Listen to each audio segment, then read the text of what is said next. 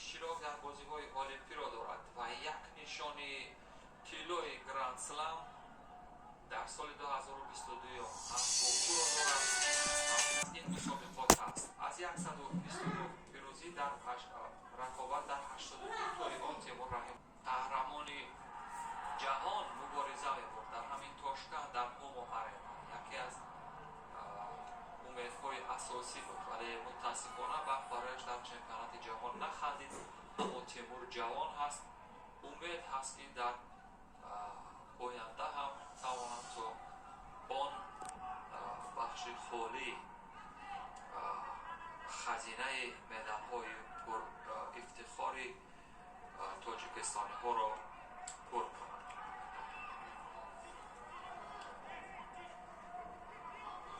و هر دو رمزیدین شیدو می‌دهد با دلیل کومیکاتا یا همان بخش کندن کومیکاتا های حریف به اساس.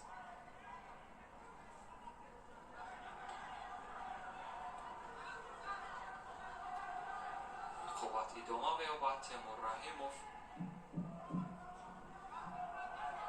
اجرای اصول معمولی حلوک داخلی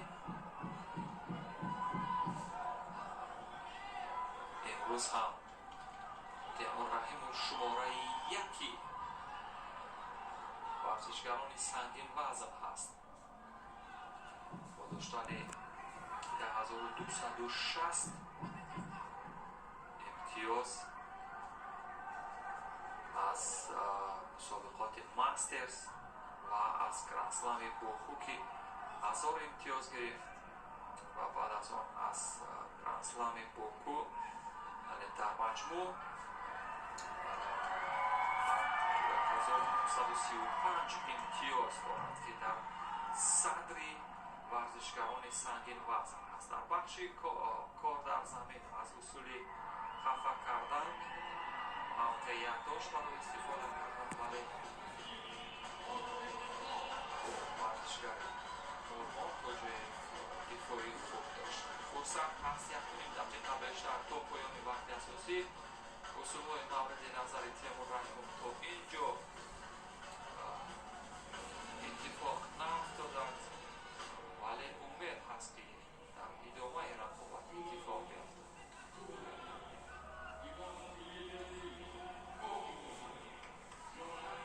حرکات دروغین و استحکام وضع و آسانی فرار میکند ورزشگر آلمان ابراموف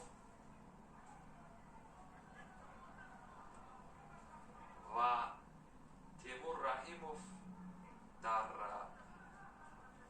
حالی که بسیار فعال بود اما رمزیدین هم با او یک کارد زد یا یک شیدو داد.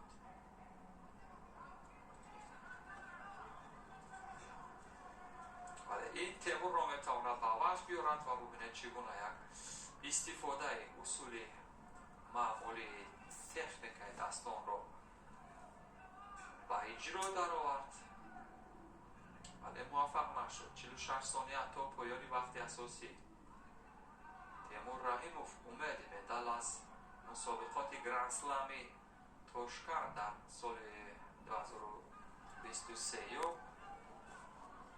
احساس خطر میکند در این رقابت اگر اجرای اصول نداشته باشد ولی اکنون استحکام وزن سنگین وزنها حریفانشان را به این ترتیب اگر میتپند و این روش از محکوب مجازی میتواند برای تیمور رحیموف یک امتیازی با ارزش ایپان را در ثانیه های پایانی به دست بیارد و تیمور رحیموف را در مرحله سیوم رقابت ها در 4 یک نهایی با منیر